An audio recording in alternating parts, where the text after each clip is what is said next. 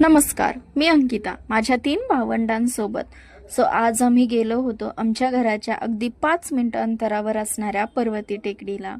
लहानपणीच्या माझ्या एवढ्या आठवणी आहेत ना इथल्या. शाळेत असताना एखाद्या धड्यामध्ये क्षेत्रभेट असा विषय निघाला की आमचे टीचर्स आम्हाला पर्वतीलाच घेऊन जायचे. इवन माझा बर्थडे सेलिब्रेट करायला पण आम्ही फ्रेंड्स इथेच यायचो. हे बघा आपलं पुणे किती सुंदर दिसत आहे ना. हे जे तुम्हाला सगळीकडे झाडे दिसत आहेत ना, हे सारसबाग आहे. सारसबाग पण मी तुम्हाला काही दिवसात दाखवेलच. बिचारा आमचा संकू सगळ्यांचं सामान घेऊन हाच फिरत होता.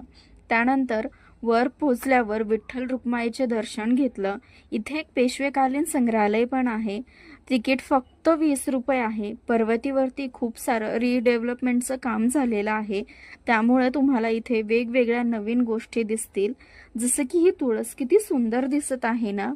अजून थोडं वर पुढे गेल्यावरती थकलो म्हणून थोडं बसलो.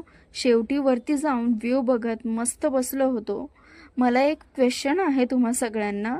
मी चष्मामध्ये छान दिसते की विदाऊट चष्मा, मला नक्की कमेंट्समध्ये सांगा. त्यानंतर घरी वापस निघालो.